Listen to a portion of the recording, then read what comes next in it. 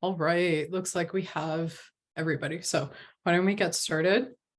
Welcome to the November Green Chemistry Connections. It's really great to see all your faces. And we have a really, really exciting lineup of speakers today. So without further ado, I will quickly pass it off to Natalie to introduce herself. Hi all, good to see you again. Welcome if this is the first time you're joining us. I'm Natalie O'Neill, the Director of Higher Education. I'm happy to have my team here, and I'm going to pass it back over to Nim to introduce herself formally, but also our newest team member, Juliana Vidal, is now our program manager for higher education. So if you've joined us before, you have heard Juliana, but now she'll be taking on a larger role to save you from this voice today, but to help our team grow over the coming year. So it's great to see you all. I love to connect with you in the chat, know where you're joining us today, and I'll turn it back over to my amazing higher ed team. So take it away, Nim and Juliana. So hi, everybody. My name is Nim. I am a program manager for higher education. If you haven't met me before, I'm excited to meet you. And if you've seen me before, I'm going to be kind of leading you through the connections today. So any kind of questions or anything like that, please do forward them to me or to Natalie or Juliana, and we'll be happy to answer them for you. So I'm going to just pass it off to Juliana to introduce herself. And I do have a very exciting slide to introduce her as a program manager. So take it away, Juliana. Thank you, Nim. I don't feel the pressure at all now. So thank you, everyone. It's really nice to be here as the higher ed program manager, and I'm really excited to continue working with you and doing everything we can to spread green chemistry and to talk about that in advance. So thank you for the Beyond Benign team and all of you for bearing with me, and I'm excited to be here. So thank you.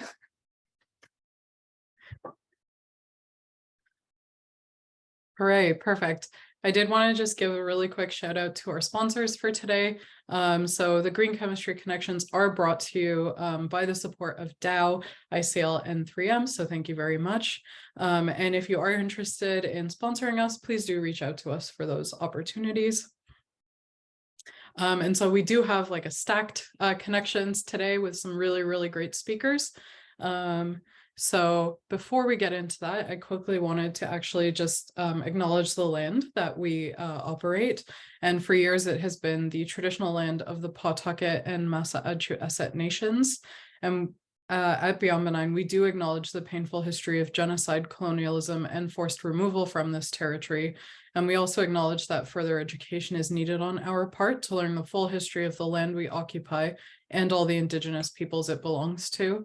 And presently, we acknowledge that this meeting place is still home to many Indigenous nations across Turtle Island, and we honor, respect, and celebrate the diversity of peoples that are connected to this land. And because this is a virtual meeting today, we wanted to acknowledge that in this virtual space, us and you as our attendees are occupying unceded land and territories belonging to Indigenous nations across the world. And in terms of what we're doing on our part, we're committing to educating ourselves, to supporting Indigenous communities, and to decolonizing our organization practices, programs, and activities. And as our attendees today, we do encourage you to do the same. So if you are curious about how we constructed this land acknowledgement, please do follow the link at the bottom of the slide there, and you can take a look at the resources that we used. And these slides will be made available after the presentation for you as well. I did want to quickly just mention also, you might see that some of us have our pronouns in our Zoom names. And these are just used to help identify ourselves and then help other people refer to us in the way that we want to be referred to. So it is important to use the ones that others want us to use.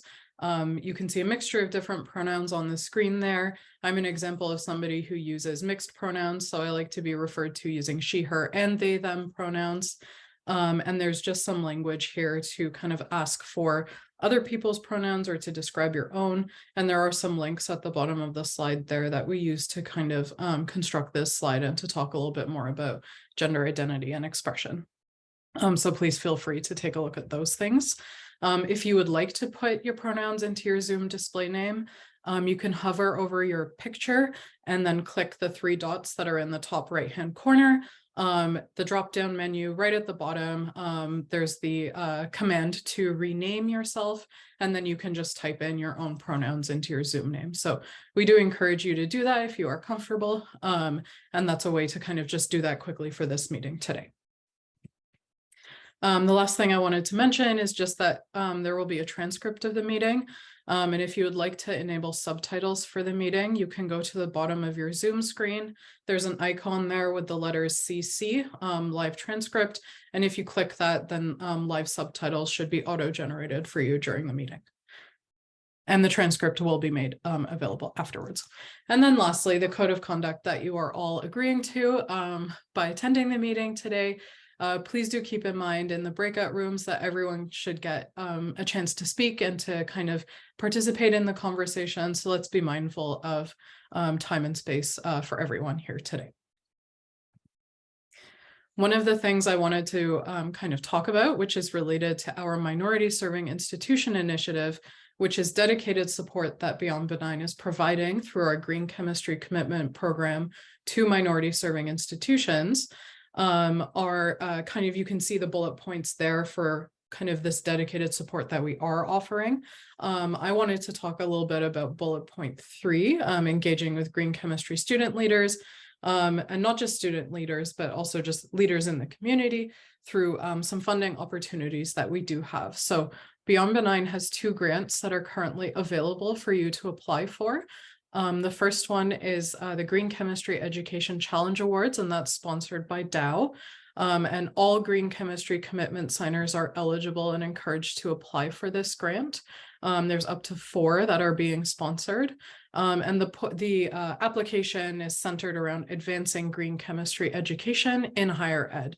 And so this grant is open to faculty, students, and staff. And so please, you can actually apply if you're cross-department as well, but make sure that your application includes at least 1 chemistry department faculty member. You can submit your application prior to signing the commitment, but you have to have signed the commitment by December 15th, 2022 to be kind of eligible for this grant. And that is actually the deadline for this grant too. So December 15th, 2022, at the end of the day, that should say 11:59 p.m. PT, sorry, not ET, but there's also a link there that describes the application process and where to apply for this one. And the second one that I wanted to talk about a little bit further too is specifically geared towards students and specifically for ACS student chapters. So if your ACS student chapter is doing green chemistry work and you're working towards maybe applying for an ACS Green Chemistry Student Chapter Award, we want to give you funding to be able to run the events and all the activities that you need to do in order to become eligible for that recognition from the ACS. And so we are providing honorariums for up to 10 ACS student chapters that are doing those green chemistry events and working towards that Green Chemistry Student Chapter Award. And so this funding is really to help you, again, run those events, get those things done that you need to do as a student group. We recognize that student groups don't often have a lot of money, so that's why we're trying to support them here. So, and preference will be given to student groups that are from minority serving institutions or who work with minority communities or whose members comprise minority communities. And I do have a presentation that details the grant and the application process, so you can follow that link to watch it there. And then there's also the link there for the application. So please do reach out to myself or to Natalie for any questions you have about these grants. Please do inform your student groups or your local ACS student chapters that they're eligible for this funding. The grant program for the MSI student chapters, you don't have to be a green chemistry commitment signer. So that one's open to any ACS student chapter in the US or international. So please do forward that opportunity around to everyone. And kind of speaking of the green chemistry commitment, we're really, really excited to announce that we have 3 new signers over the last month. So Dillard University from Louisiana, Las Positas College from California, and then Utica University from New York in the US. So please join us in welcoming these 3 signers to the Green Chemistry Commitment Program. We're super excited to have them on board. And then another, just kind of the last thing for the connections today, please do join the conversation online. We are on social media on Twitter, Facebook, Instagram, LinkedIn. You can use these hashtags to kind of engage with the content that's happening today. I don't know if Juliana's live tweeting today. She usually does. Yeah, she is. Okay. And I'm going to actually hand it off to her to talk about her or Natalie, whoever wants to jump in, to talk about something else too, which is a giveaway that higher ed is doing. So yeah, I'll talk because Natalie, her voice, go for it. So yes, hi. So everyone, we're having this Twitter promo. So we are giving away our beautiful solvent magnets who are very useful, especially in the lab. I always check like which was the greener solvent that I can use. So if you have a magnet, please share out your beautiful pictures on Twitter. We have pictures of magnets and dogs and all of the places you can put your magnet in. And also, if you don't have a magnet, we can send you one. So I'm going to put the link here shortly for our Twitter giveaway, and also for our Google form if you want a magnet and want to share it with your department. So yeah, that's what's happening. Thank you. The magnets are indeed awesome. I'm seeing people kind of putting stuff in the chat about that. I actually have one on my fridge at home. Don't really know how useful it is when I'm cooking in the kitchen, but it is great to kind of look at it. So please do engage with us in that way.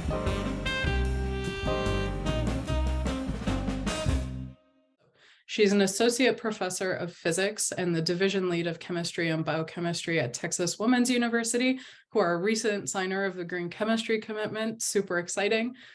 She's a Sensor Leadership Fellow and a co-director of Sensor Center for Innovation Southwest. And she's been the faculty organizer for the annual poster show at the Golden Triangle Mall, which is titled Pioneer Research at the Mall, which is super cool, held every fall. The Kohan Research Group is interested in developing spectroscopic techniques to understand the nature of interaction of anti-cancer drugs with DNA, and also applications of nanomaterials such as carbon nanotubes. And Dr. Kohan is also interested in understanding teaching pedagogy and student learning, particularly in science classes. So please do join me in welcoming Nasrin, and I will stop sharing my screen and I will let her screen share her slides. Thank you so much, Nem. Can you guys hear me? Yes. Okay, perfect. Thank you so much for the kind introduction, and thank you for Beyond and Benign team to be so amazing and having us today to speak a little bit about what we do at Texas Women's University. I'm going to try to share my screen and then go from there.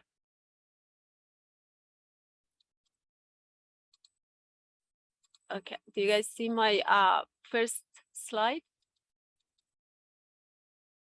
Yes. Okay, perfect.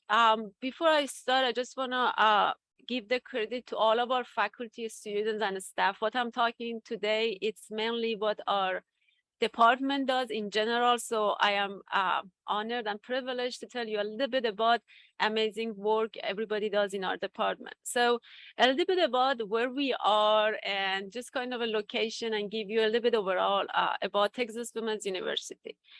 We are in Denton, north of Dallas. I always say it could be 30 minutes or 2 hours or even more depending on the traffic. So we are north of Dallas. Texas Women's University is the biggest primary university for women.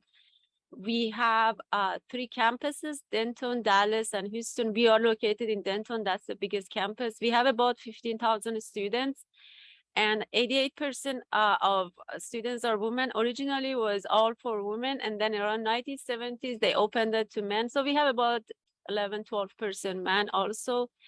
We are a very diverse. We are ranked 4th nationally in diversity. A little bit about our department. So we offer Bachelor of Science in chemistry and biochemistry. We also have ACS certified for both programs. We just currently got approval to start fall of 23 on our accelerated BS Master in Chemistry. So the idea is our student, we call it 3+2, sometimes they call it 4+1, but it is the students that start doing research early on and take some graduate course. So in 5 years, at minimum in 5 years, they could get their bachelor and master, both of them, which is saving students time, money, and I think it's a fantastic program, especially targeted to the students. Currently, we have a track in environmental chemistry. We are working on environmental chemistry bachelor degree. It's going for approval. So hopefully if it's approved, will be in fall of 23 as well. We have master program. We do not have PhD program, but currently we have about 16 to 17 master in chemistry, and all of our students do research. So it's all like research-based chemistry. I have a list of some of the toys we have here in our labs. This is not complete, but we have been lucky to have many, many tools that we need for our research and everything. So students, they get to play, and faculty too. We have a lot of fun in the lab. We have a mission statement for our department. One thing I wanted to mention is mainly educating socially responsible, civically engaged chemists and biochemists. So we put a lot of emphasis to educating our students socially and civically engaged. The main reason behind this, I'll go through it. And also a little bit about our research. There are a few different research. We have about 12 faculty in our department, and a few of them are not research active, but the one they are, I just summarized some of the research topics. It's not everybody, and it's not, so I apologize for that. But mainly I wanted you guys to see like if all of our research has some civic aspect to it.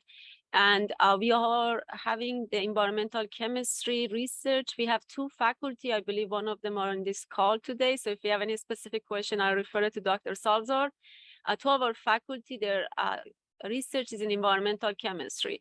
And we have a departmental research that we call it microplastic in environment. So it's not just the research faculty, they're doing it, we're doing in classes and lab for science and non-science students. I have a little bit about that later on. I can talk about it. So as part of, because we have only undergraduate and master, so we don't have a PhD program, our undergraduate, they get to do go conferences, and many of them they start research. So we have many, even sometimes that's freshman students, they start doing research with us, and we make sure to give them an opportunity to go to conferences and talk about their research network, but also as I will explain a little bit later, talk about the part that we call civic engagement and what they do to take care of the problems in the world.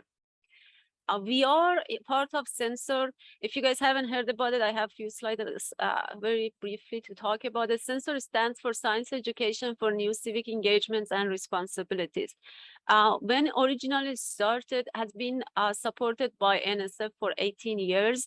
And when it started, it was focused on science, but now it includes everybody, even all other majors and other areas and the public. So it's kind of, it has been very much inclusive. And the website is sensor.net if you guys want to learn more about it, and I can put it in the chat a little bit later. What Sensor does, the main focus is as a scientist, when we teach, I mean, when I say as a scientist, every teacher, when we teach, it has to have some connection to the civic issues. So Sensor started this platform that making sure our teaching it's related and connected to civic issues. And our students, they are, whatever they are doing in the classroom, it connects their to the communities, the world around them, the problems they're dealing with it. So we are not isolated, and we can kind of solve the real problems in our classrooms as well. As all has shown that when students, they get involved in work that has some kind of a civic engagement or basically community aspect into it, the students learn better because they care about it, that encourage them to learn. So there is a direct relationship between not only we helping our communities, but also helping our students learning as well. And at the end of the day, it's like providing a platform for us to take care of our society and all the problems we have currently or even future problems as we talk about plastics problem in future. So our university actually, so Sensor has different regions. At Texas Women's University, we are Center for Innovation Southwest. That means our focus on our like few states I've written there, but doesn't we basically we focus on these regions, but we also provide any opportunities or workshop we could. So Dr. Sherdy, I believe on this call, and we are the co-director for SCI Southwest, and we have 3 focus in our region: environmental sustainability, science teacher prep, and undergraduate research. As part of our being part of this center, we go to some other universities and we provide workshop to faculty how to make their courses civically related and have a civic lens in these courses. So we do faculty development, but also at least until before the COVID, we had regional meetings. So around January, February, we would invite leaders in sensor and some other educators. And every year we pick a different topic. For instance, examples I have here in 2019 was democracy, civic engagement, and student learning. So we had a fascinating conversation. As we know, democracy is important. So we focus on student learning and democracy. In 2020, sadly, that was the last one, and we hope to bring that back again. It was about plastic. So what citizen science, the impact on our communities by plastic is in our environment. So when we started planning for this symposium, trying to figure out how to take care of impact of plastic on environment, we started a lot of conversations, especially with Dr. Kathy Mendiola and Dr. Sherdy, was about, if we're talking about it, we talk the talk, we walk the walk. So what we did, we started, how do we have this conference as a zero impact event? How do we basically not do what we're trying to figure out? So we put a team of students and faculty together. Professor Alana Taylor from our department was a faculty advisor, and there was graduate and undergraduate students together in collaboration with Dr. Middlecamp and her students from Wisconsin-Madison. They basically met a lot on Zoom and in person. They did an amazing job to telling us how to organize this symposium in a way that we do not have as much as waste or plastics. Of course, there is no such a thing as zero impact yet, but we try to make it mainly zero waste. How can we not have so much waste? So few things they came up with that we could possibly do. They did research on hotels, local hotels, and we basically had a list of the local hotels that they have some kind of sustainability and eco-friendly programs. So we send it to all of our guests that if they could choose among this hotel, we make sure there are some kind of transportation, so they all drive together. So it's not like everybody drives their own car.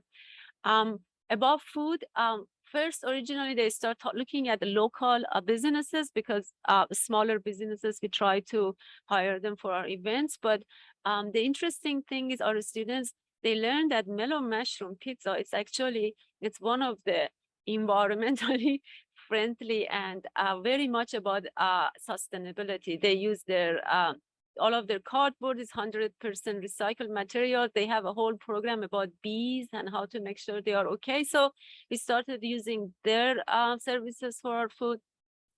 Our department purchased plates, cups, napkins, silverware, which originally it was a lot of work just getting them, washing them. But at the end of the day, we have them. Every event, we reuse them.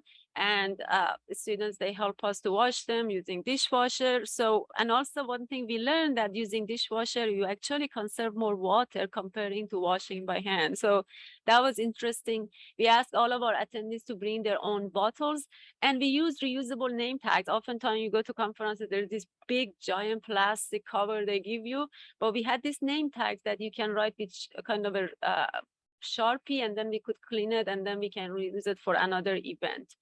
We didn't have any schedule, any abstract book in papers. We had a big schedule on the screen in case somebody doesn't have electronic devices. At the end of the day, we gave all of our guests a usable straw. So we tried to eliminate few things. One of the picture makes me always happy. Alana took this picture, like after the conferences, she takes the leftover. We have a composting, and she takes all of them to the chickens, and just nothing goes to waste. And if the food is still good, we take it to the local homeless place. And so we try to kind of conserve food in that regard too.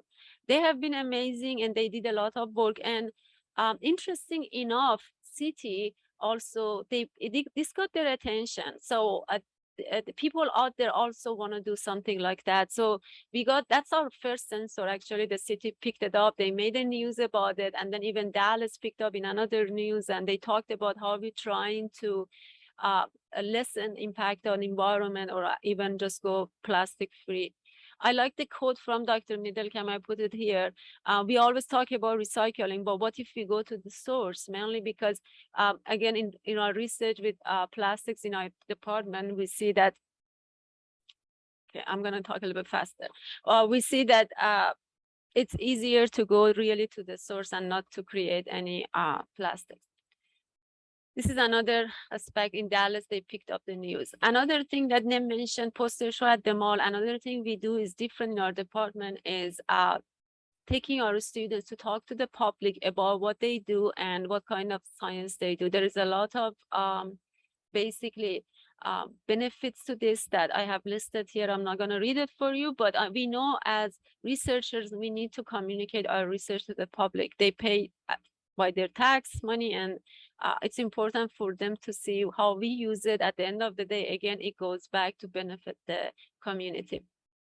It's very difficult to change the technical poster to a public poster. So that takes a while to teach students how to do it and how basically change the wording. So I have one example of how we changed the title to the more general way of saying that everybody knows what is cancer therapy, everybody knows what's DNA. So changing that helps understanding what kind of work we do at Texas Women's University. I'm just going to quickly show you a few pictures. So we went to the Golden, this is a local mall in Denton, Golden Triangle Mall, and Saturday morning we went there. We took our own boards, and mall was very, very interested in this, and they wanted us to do it every month. We said we're just going to do it once a year for the time being. So our students were very excited. We invited the music department, our reading department came, and our teacher ed department came, and they were basically reading stories to the kids if the mom or parents or family wanted to go look at the poster. So it was a really community effort, university, everybody came together to do this. This is my favorite picture. One of our students brought both of her grandmother, and then she said, this is the first time I was able to tell my grandmothers what I do in the lab. I love this picture, just showing like your grandmother understand what you're saying. You're not dumbing down the science, you're not bringing it down, you're just changing the language in a more public language. We did a survey to understand what community think about the research we do. Do they want to see more and everything like that?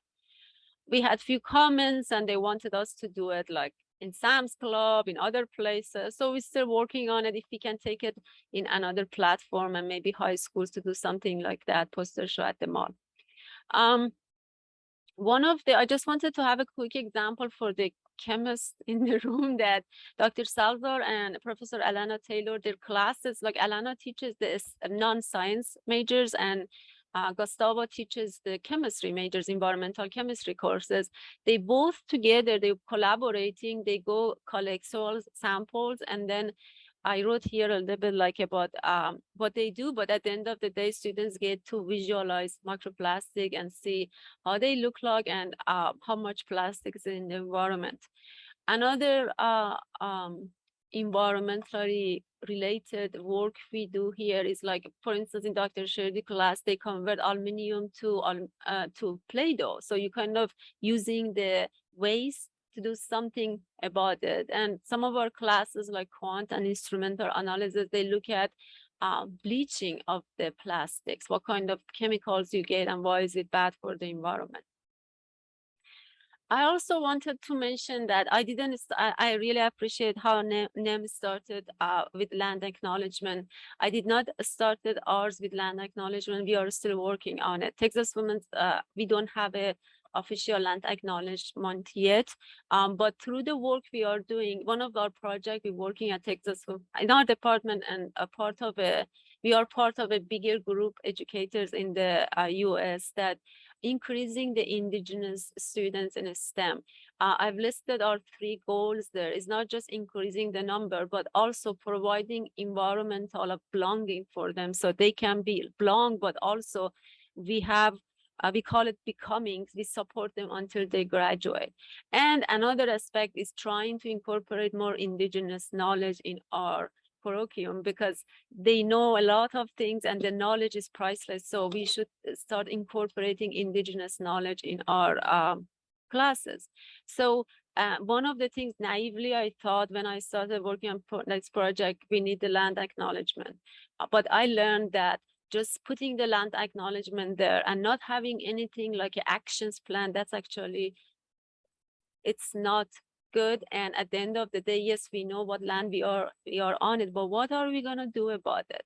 So we're working on actions plan for our land acknowledgement to include what are our responsibilities, how do we care about the land we are on it. So I'm just going to add you a few lines. That's part of it. We have been working. So everything we're doing as part of our green chemistry, environmental chemistry, this is our commitment to take care of this land. So I'm excited to just work on it, and I'm hoping next time when we give any talks, we have our official land acknowledgement. So we're going to take care of this land. That's the least we can do. And real quick, I'm just going to brag about our faculty and our students here. Because of our civic engagement work, we got recognized from American Associations of, I guess I have to flip it now. It's American Associations of Colleges and University for the only hard science incorporating civic engagement in the program. This was 2018, and there was a great recognition for us.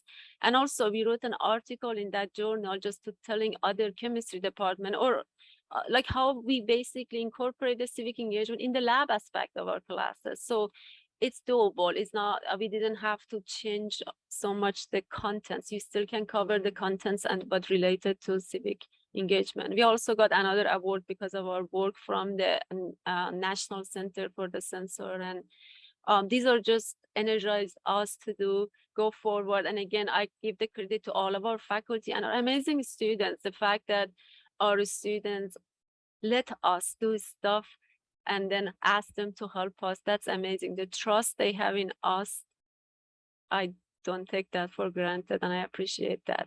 I need again to thank the faculty and staff and the students at our department, National Center of Science. We get our Robert Walsh Foundation. They provide some departmental grant. And of course, our Zero Impact Project team. They have a website they're working on. It's still under construction, but I'll share it in the chat if you guys want to look at it. We have had 2 more events that they have helped us to organize those events. And last but not least, amazing Benign team. Thank you so much for this opportunity to let me talk a little bit about what we do in our department. I don't know how long I talk. I hope I have time for questions. If not, I'll let them tell me what we're gonna do next. I'm gonna stop share so I can see you guys. Thank you very much for your attention. Thank you. Yes, you do have time for questions. So we have a couple minutes. So if anyone has any kind of burning questions, please feel free to unmute and jump in, or you can raise your hand, or you can pop a question in the chat too, and we'll try and catch it there. So please, gonna open the floor, go for it.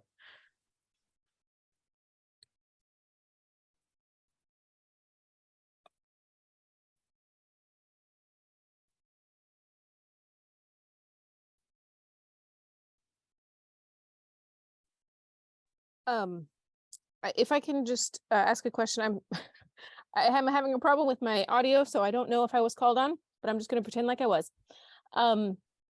I love your idea of the posters in the mall, and I'm just curious, practicality-wise in class, do students do a poster like in our class? It's a seminar, a whole semester seminar where they build a poster presentation. Do they do 2 separate posters, like one for the general public and one for a more science-based audience?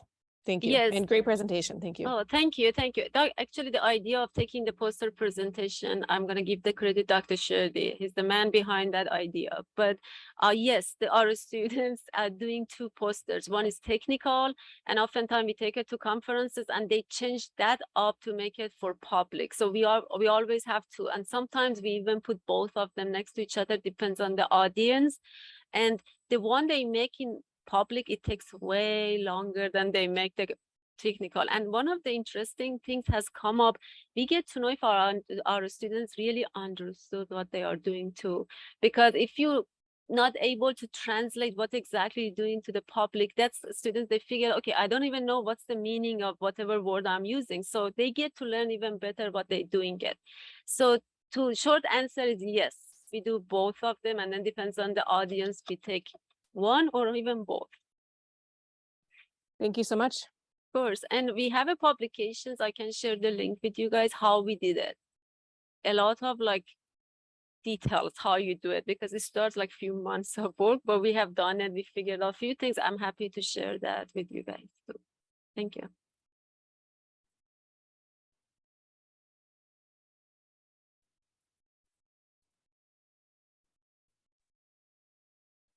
I actually had a question about your microplastics experiment. So I believe you mentioned that both non-science majors and also environmental science majors are doing that experiment. Did you see any kind of big differences between how the non-science majors and the science majors approached it, or the process, or what was that like? Very good question. I'm going to put Dr. Salzar on the spot. Are you here, Gus? Yeah, because he was involved in that. Yes, go ahead, please. Go ahead. Yeah, one thing that we noticed can you hear me, right? Yes. Yeah. One thing that we noticed is that on our first trial, we have a very good balance of science and non-science majors. And the science majors became the leaders on the hands-on part of the experiment, while the non-science majors were a little more involved in the field trip. Like they seem to have a little more hands of going to the field, getting the sample, finding the sample for different places. All of them were coordinated by a master student that we have. So we have Professor Taylor and I were like the two faculty advising. The master student was kind of the hands-on leading the team. And then on each group, you have a science major in the lab and a non-science major more of the field trip. So it was a very good dynamic. We didn't see any overtaking by any of the two. Now we were surprised or maybe just I don't know, fortunate that even though the non-science majors were not I would say as prepared in the content of the science, and they prepared other things, all of them were very good students. So it was several occasions they managed themselves pretty much. So I don't know if that answered the question. Yes, thank you. That's awesome. Yes, okay, Rebecca can lead us through our last question. Yeah, I was wondering if one might leverage those general science posters as an outreach tool into some of the, the middle schools or high schools, since they're already formulated to go to a general audience. It seems like once they've accomplished that, that would be great to maybe export those to a visit of, say, 3 or 4 posters to a local school.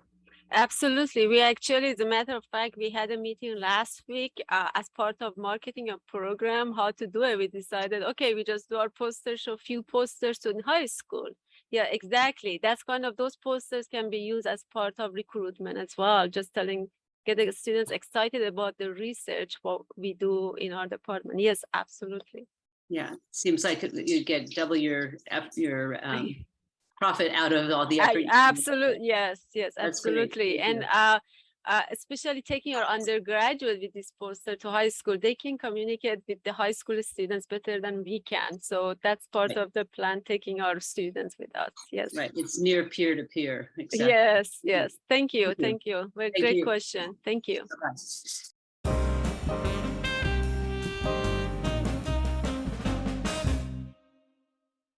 Thank you so much, Nim. Okay, so we're going to have Niki and Tisha talking to us today. They're both from the University of Colorado, Colorado Springs. So Niki Juhl is a Colorado native who obtained her bachelor's degree from Colorado State University. After earning her Master's of Arts in Curriculum and Instruction from the University of Colorado, Colorado Springs, she spent 9 years teaching secondary science at the Rampart High School in Academic District 20. Niki, she is a senior instructor in the Chemistry and Biochemistry department at UCCS, and she serves as the Sustainability Chair on the Compass Curriculum Leadership for the UCCS General Education Program, and she also serves as the Intro to Chemistry Lab Curriculum Coordinator. Okay, she also works closely with the lab curriculum coordinators to faculty to integrate green chemistry and sustainable chemistry, social justice in science, and she also provides opportunities for students to apply these topics in chemistry in our environment, economy, and also the society. I'm going to go for Tisha now. So Tisha Mendiola Jessop, she's also a graduate for UCCS, where she earned Bachelor of Arts degrees in biology and chemistry. After earning her Master's of Arts in Teaching graduate's degree from Colorado College, she's also spent 9 years teaching secondary science at Springs Community Night School in Colorado Springs District 11. She is currently a senior instructor at UCCS, and she serves as the lab curriculum coordinator for general chemistry lab courses. She has worked closely with other lab curriculum coordinators and faculty in the chemistry and biochemistry department to integrate green and sustainable chemistry, social justice in science, and also to advance opportunities for students to critically think about the applications of concepts and role chemistry study plays in real world situations. All of that to say they're doing amazing work, and we're going to know everything about what they're doing in UCCS right now. Tisha and Niki, the floor is yours. All right. Hi, everyone. Hello.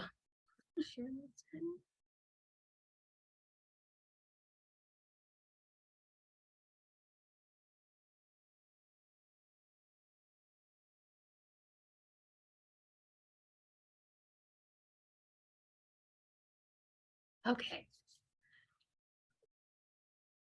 All right. It looks like we have two screens going, so we can see that everyone can see our screen.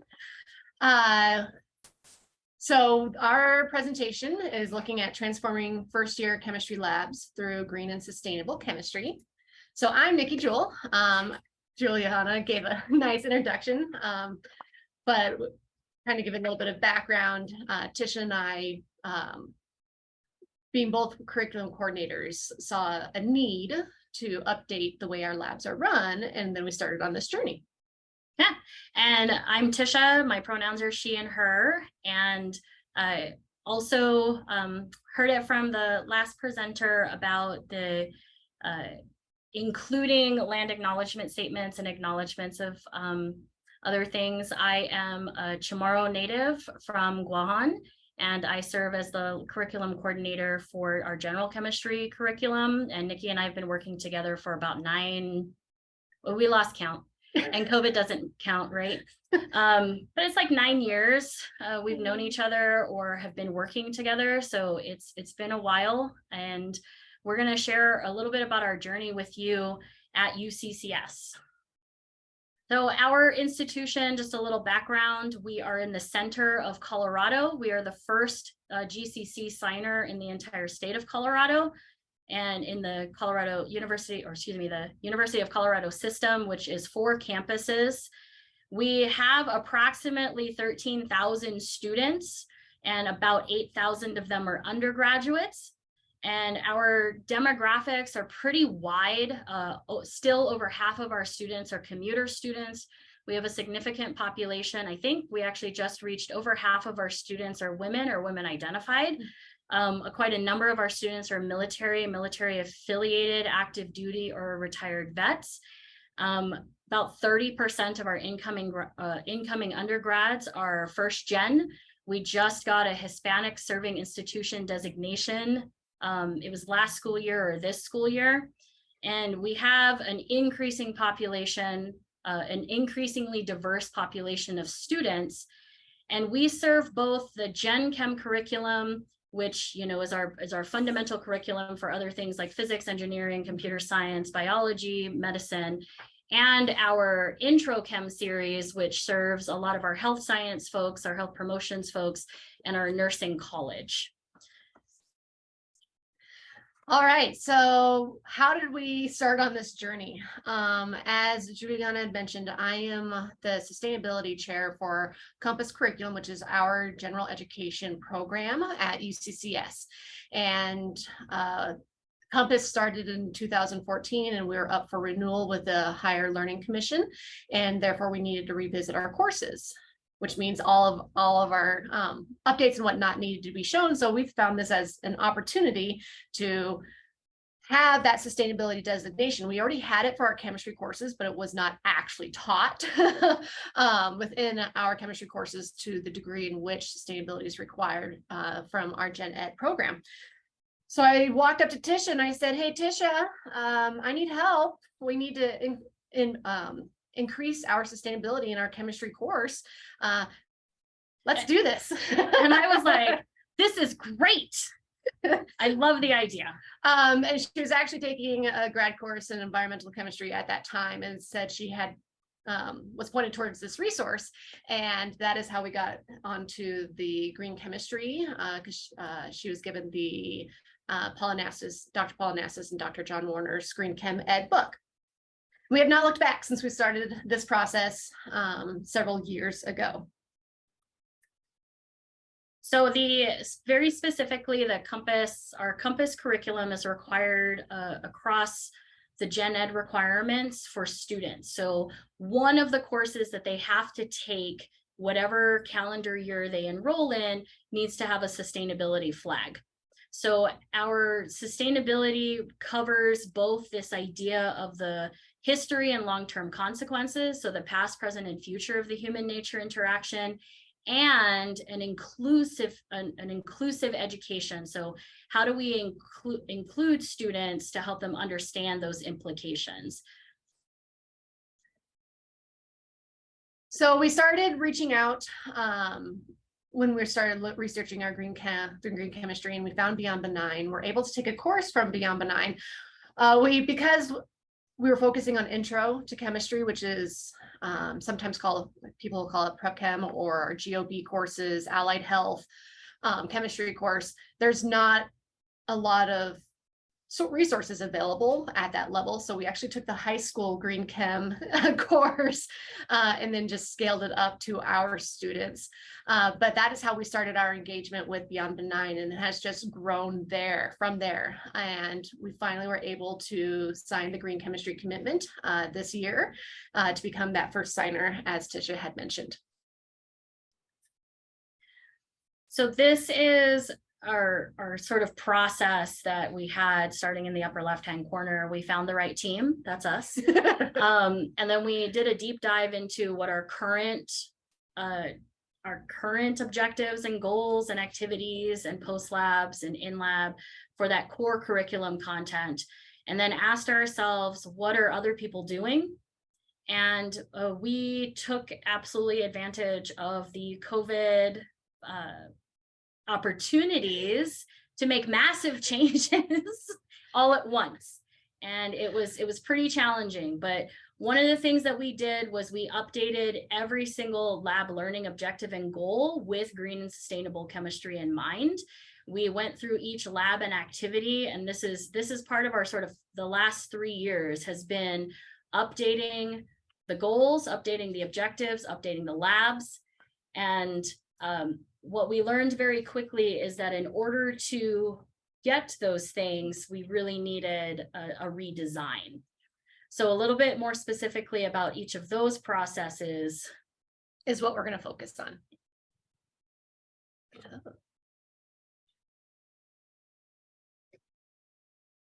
All right. We've had to communicate with our department about what green chemistry is. And they're like, oh my gosh, is this new chemistry? How do we have to do a redesign? What are you asking us to do? And we changed that language from instead of new chemistry, it's just better chemistry. So our goals for the Gen Chem lab courses, and very specifically lab, is how do we focus on the communities of scientists, inventors, and innovators, the communities being that in very inclusive language. How do we do chemistry in action while incorporating reading and writing and connections to current research in things like climate change, space exploration, and incorporating more of those the safety data sheets into our Gen Chem courses. And for intro to chemistry, because they're not STEM majors, we call them STEM adjacent majors, because they do need to take a lot of science, math type classes, technical classes in the nursing program. And so they have to be involved with these courses, but they're not STEM. So they have their own challenges. And part of that was learning how to communicate. A lot of these students are going to be working with patients or people in the community, and that communication piece was where we really wanted to focus. How can you talk about this complex information to a patient, to a parent, to a guardian, whatever that happens to be? And how we wanted to do this was to break the silos of each individual content, concept, and even like the pillars of sustainability, and integrate it all. And that integration became that systems thinking model.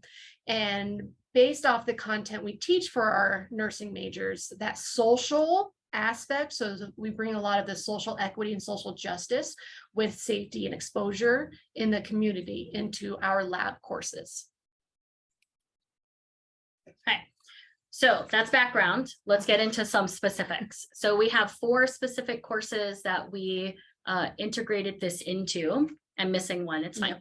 Our Gen Chem for majors and our Gen Chem 1 and 2 courses, and our intro chemistry and our intro to organic and biochemistry. So 5 courses, actually. Yeah. Some of these strategies and assignments are the same, but generally we'll kind of show you some specific things that we did in each of these courses.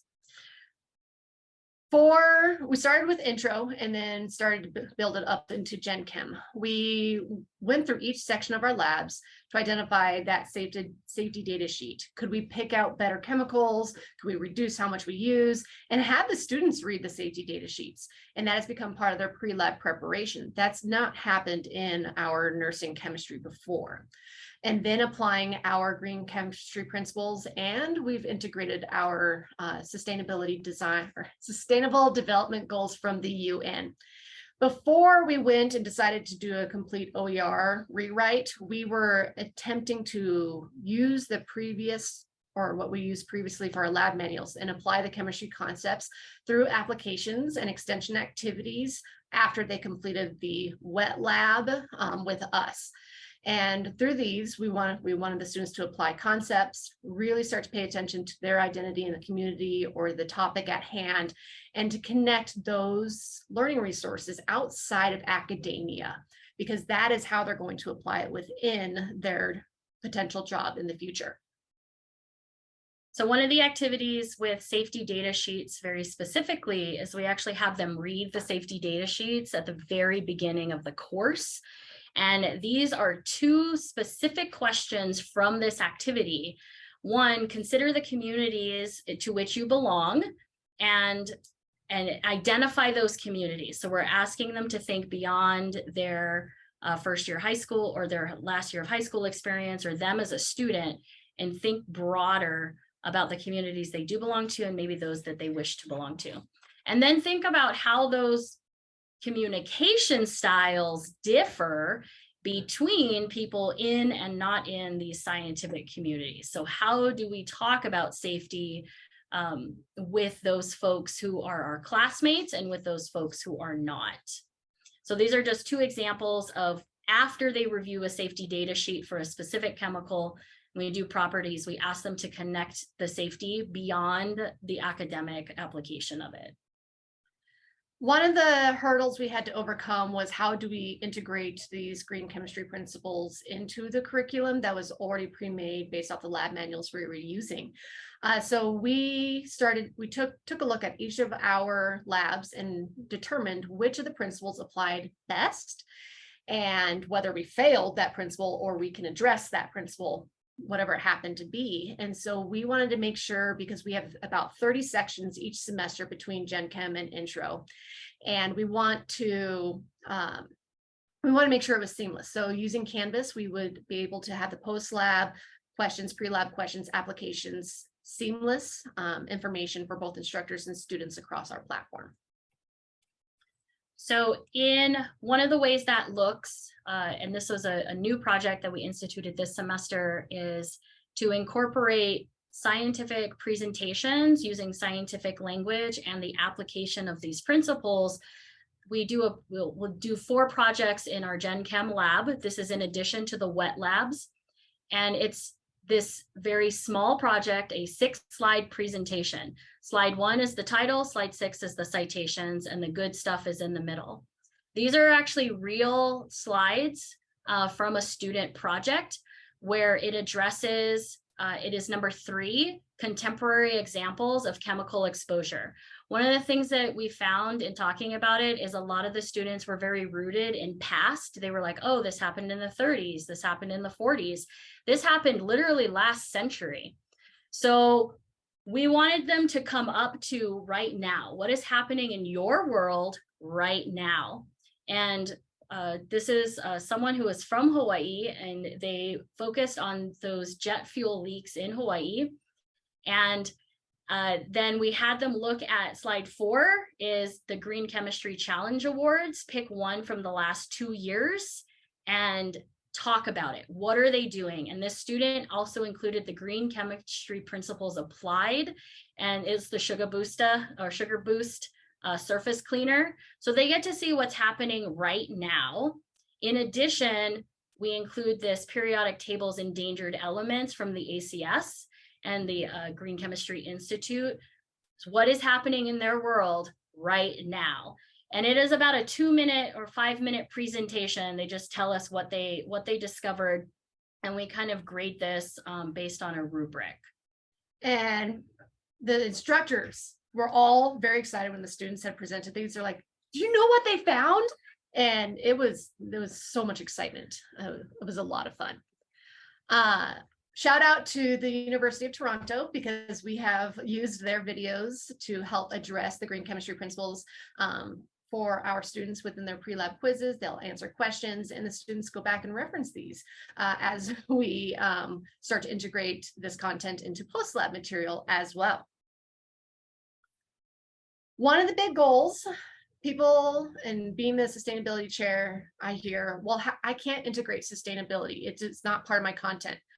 I teach chemistry. If I can put sustainability into chemistry and lab, not even just lecture, it's in lab, anybody can do it. And our goal is over the course of the semester or year, depending on how long we have our students, they're going to be exposed and be researching within the 3 different pillars of sustainability. And then we take those concepts and integrate the UN Sustainable Development Goals as well. So each lab will have different goals that we address, and the students have to answer questions. So an example, some of our post-lab questions that we have here for a couple different labs, we have a page called Connecting Green and Sustainable Chemistry that is linked in this quiz. So they can go back and read the content that is there. And then they have to answer a question. There we go. So infer how to address the UN Sustainability Goals 9 to support 6 while applying solubility to water contamination. So we take that main theme of the lab and then bring it back to the bigger picture of how can we address this, or how does it need to be addressed within each of our individual lab. So doing all of this, and we mentioned this a couple of times, one of the biggest hurdles we actually had to overcome was integrating into a current model. And what we discovered is it didn't work. So the best thing we came up with was we actually switched almost, I would say, a very, very large portion of our materials for both courses. The intro series and the Gen Chem series are now open educational resources. There are huge benefits to this, including those real-time changes. These materials are available for free to students, and they can interact with it digitally on our LMS, which is Canvas, or we provide them PDFs, and they can pay additional, or if they have a printer, to download these pages. A lot of our students, I would say a good half of our students, actually interact with this digitally on a tablet, like an iPad or a Surface. We can also make these changes as things update in the green and sustainable chemistry and just sustainability in general. We can make those updates in real time. It did require us to reach out for some OER training, and we're actually still in an OER training, getting ready to pursue another OER training, but really making these accessible. You may have noticed a lot of these images on our slides. Niki actually made most of these images that you are seeing on these slides. I have a hand in a couple of them, but we developed these images as a part of our OER training to deliver and present to our students directly as well. Then we ask our students to kind of do this for us too. So here's an example of what our OER lab manual looks like, specifically in our our intro chem under redox. So this is the Canvas page that they interact with. It's free, it's included. They can download a PDF, low graphics version of this. And all of the graphics that you see here were made by Niki. We also have them use OER to come back to us. But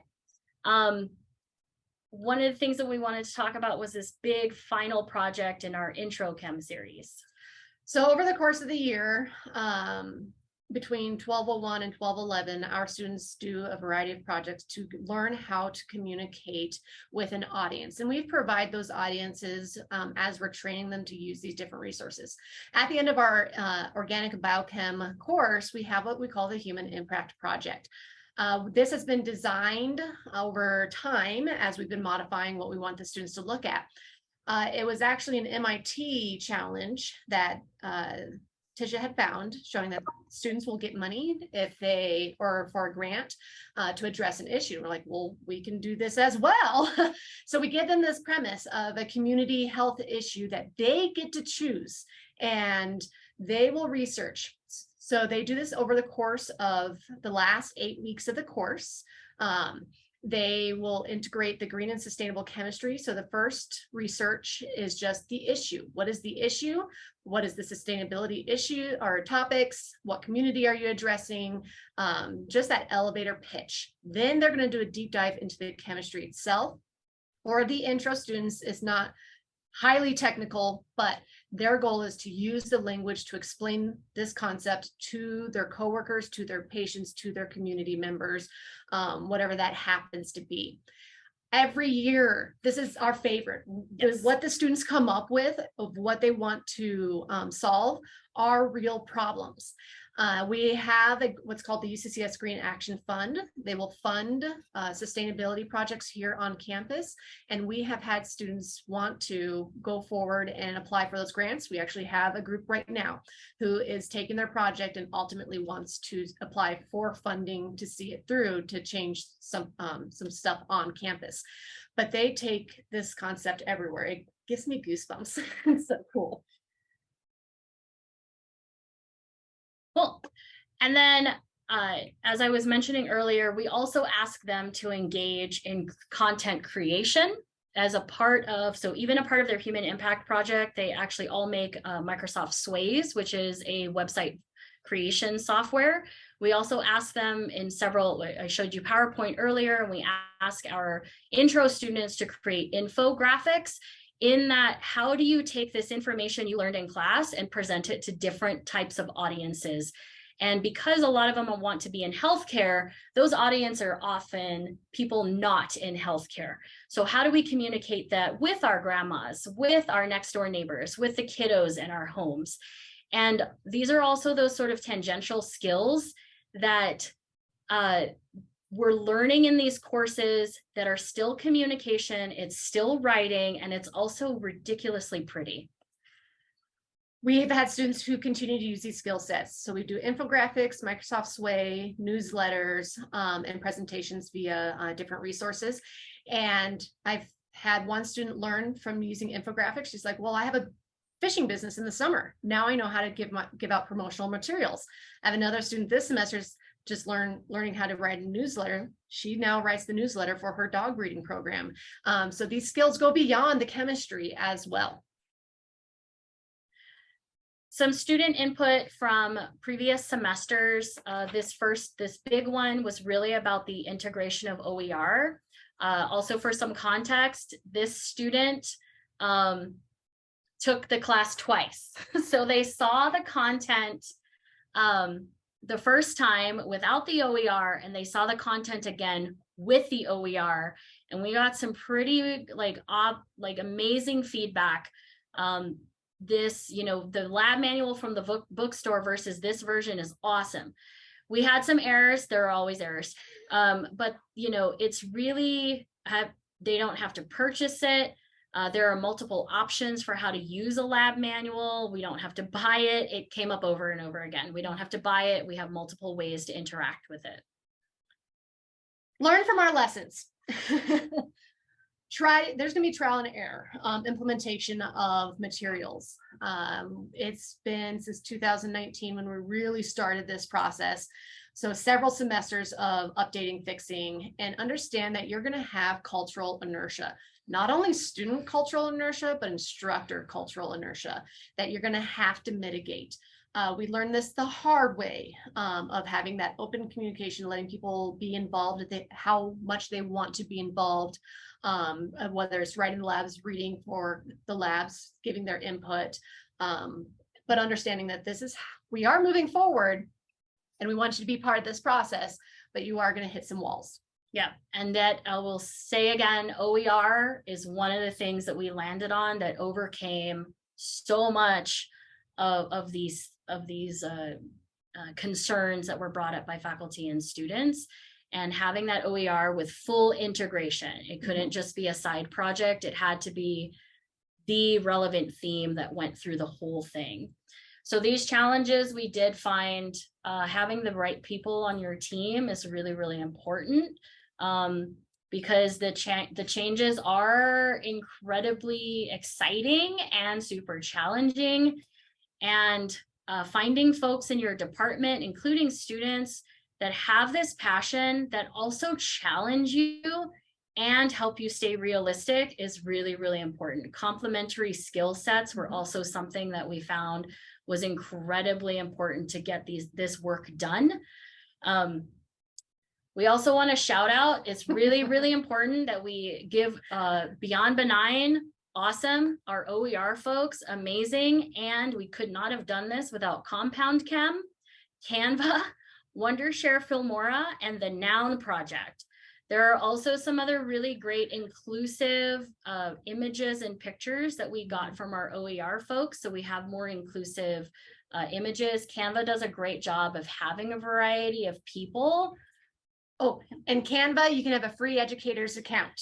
Yes, free, and it integrates into Canvas now. So thank you, Canva Canvas. My browser never gets confused when I type it in.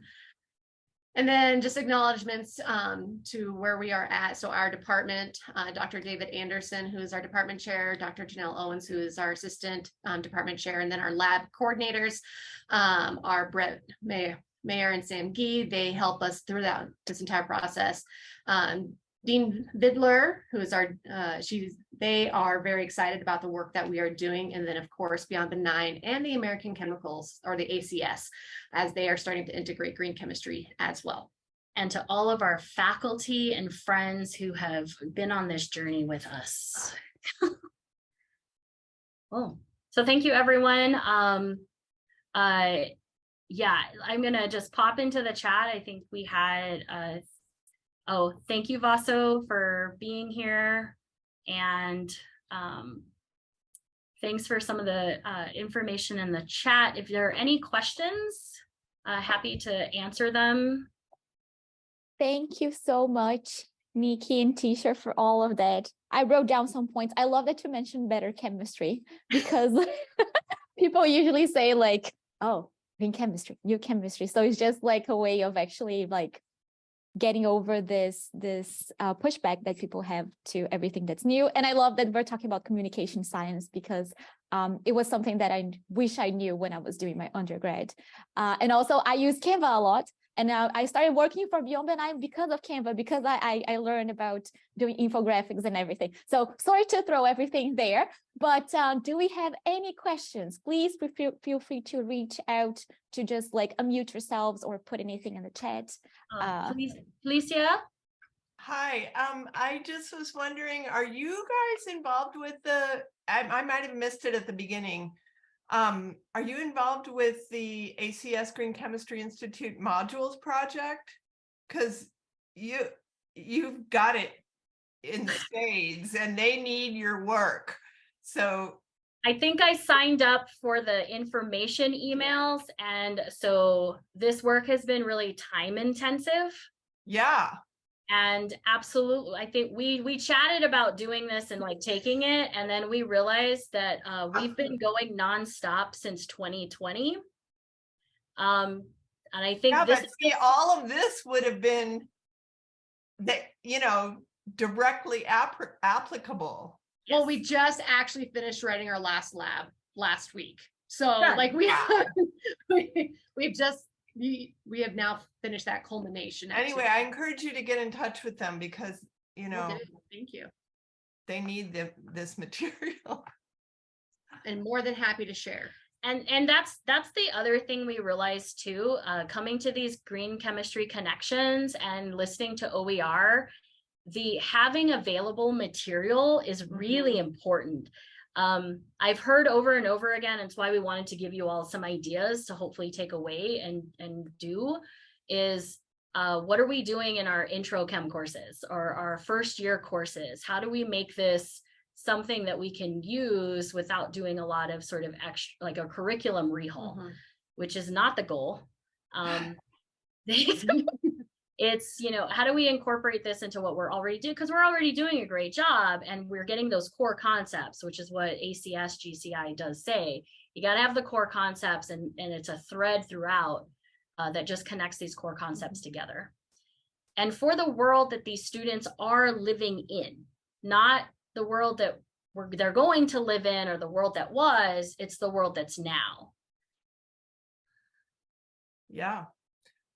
I have, I posted an article, this is for everybody, in the resources folder on the Google Drive, that's called Integrating Green Chemistry into Education.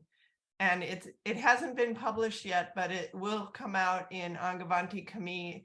And this crowd doesn't need, I'm preaching to the choir here, but this is something you could share with people who need to be convinced. It's a call to action. Yes. I like that. Awesome. Do we have any more questions? I cannot see the hands raised. So if you do have a question, please unmute yourself and just go for it.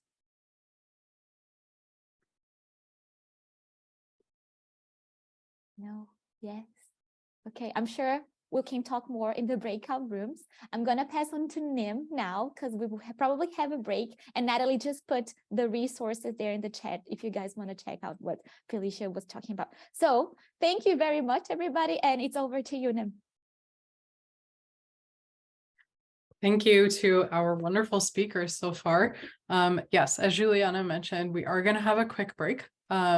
So why don't we come back at 1:20 p.m. or in 5 minutes, wherever you are in the world. For me, it's 1:20 p.m. So I will see you all in 5 minutes. Please do take a break, stretch your legs, and come back and join us for our breakout rooms.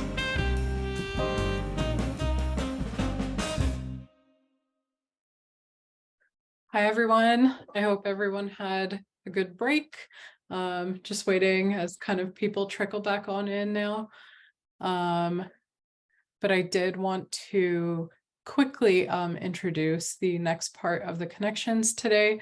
So we've heard from some fantastic speakers, and we wanted to give you all the opportunity to network, connect, continue the conversation with one another. And so we're going to be having our breakout rooms. Before we do that, I just did want to mention quickly a few resources that Beyond Benign has on our side to offer you. in general. And some of the breakout rooms, you'll get the opportunity to talk more about these resources. So please do keep that in mind. So the first one that I wanted to talk about was the Toxicology for Chemists curriculum. That's a full curriculum that we released. All of our resources are open access. It was released in August, and basically is centered around teaching introductory chemistry students, so first year, second year chemistry students, the basic principles of toxicology. How do we design molecules that are benign to ourselves and the environment? So all that content is there. I'll be leading a breakout room that talks about that. So please do come join me, ask questions. Let's get the conversation going. And then we also have our lab guides as well. So we have an organic chemistry guide that was newly revised, and that's for organic chemistry labs. And coming soon, we do have an inorganic and general chemistry lab guide. And so there will be a breakout room that Lisa Abram, she is here, I can see her, will be kind of talking about those lab guide resources as well.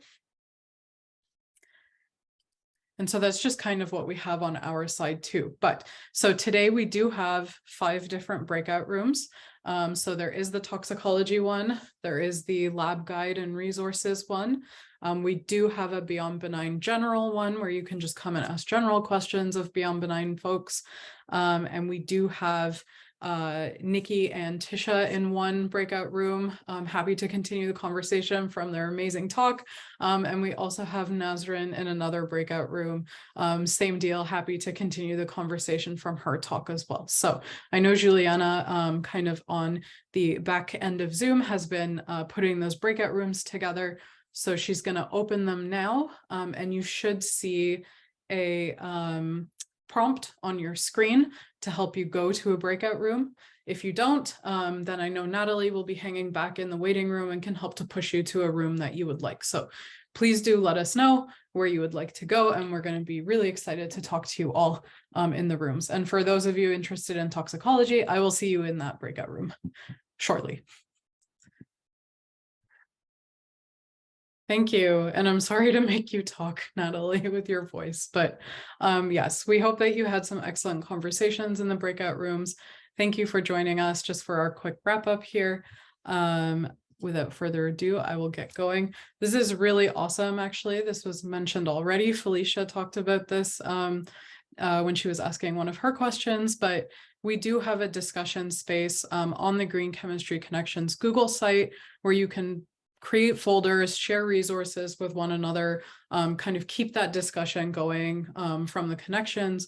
So please do visit this link at the bottom of the screen if you would like to go. That is the place to go to share all these resources. So I just thought I would mention that. Again, kind of talking very connected to our Minority Serving Institution initiative. I wanted to again reiterate that we do have these grant opportunities here. So if you missed it at the beginning of the connections, we are offering 2 grants as part of this initiative. So the first one is the Green Chemistry Education Challenge Awards, and all green chemistry commitment signers are eligible and encouraged to apply. That's open to faculty, students, and staff. And the deadline for application is December 15th. And if you sign as long as you sign the commitment by December 15th, you are eligible for this grant. And that's sponsored very generously from Dow. The other one is this grant program for ACS student chapters. So specifically for students, which is sponsored by 3M. And this is honorariums that we are giving to ACS student chapters that are doing green chemistry work, running green chemistry events, and looking to be recognized by the ACS for their green chemistry work. So we want to give you funding so that you can do those events and get that recognition from the ACS. So there is a link there to watch a presentation which goes into detail about these grants. And also the deadline for the applications is also December 15th. So please do apply early. Please encourage your student groups, ACS student chapters, and your faculty, your colleagues, yourself. Please do apply for these grants. We do want to give you this money.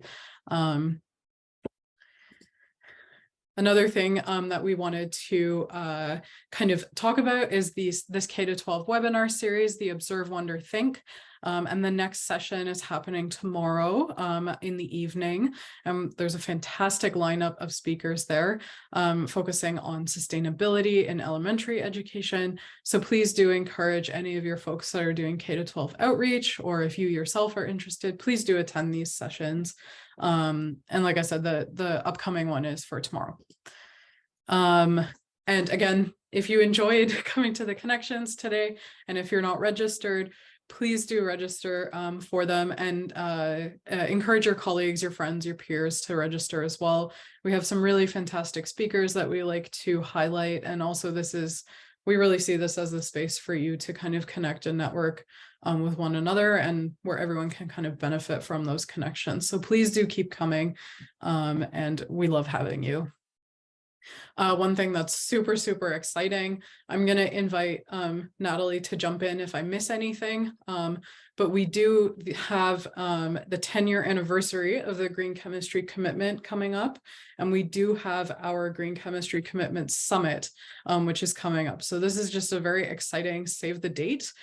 We will be in Long Beach, California on June 12th to prepare for the ACS GCNE conference, which starts on the 13th, but we're holding our summit on June 12th, and it's a hybrid event. So if you're in California, please do come and join us in person, but no worries, you can also join in a virtual capacity. And we're celebrating 10 years of the commitment. So it's very exciting, and we've got a lot of kind of secret things so far that are still in the works, but please do save the date. Please come and join us. We'd love to have you. And yes, this is the conference where we will be holding the summit right beforehand. Just as a reminder that the call for abstracts does open in early January, and myself and a couple of my colleagues are running a symposium which is on green chemistry education, which got accepted. So please do, we are looking for speakers. Please do submit a call for that, or an abstract for that. And then I know Juliana has a session or a symposium, and also Natalie has a couple sessions on the go. I know some of you also may have your own sessions that you're organizing. So please, please do, let's all connect at this conference and go to each other's sessions, and kind of continue the conversation there in California, which is going to be really exciting. So finally, thank you for attending today. Thank you to our sponsors, without whom the Connections would not be possible, and the work that we do would not be possible. And specifically today for the Connections to Dow, ICL, and 3M. And thank you for your attention. And a huge thank you to Nasrin, to Niki, and to Tisha for their talks today. And that's all we got. So thank you very much. I'll be hanging around on the call for the next kind of 5 minutes or so. So please do feel free to stick around. But otherwise, if you got places to go, thank you for coming. And we really look forward to seeing you again. Bye.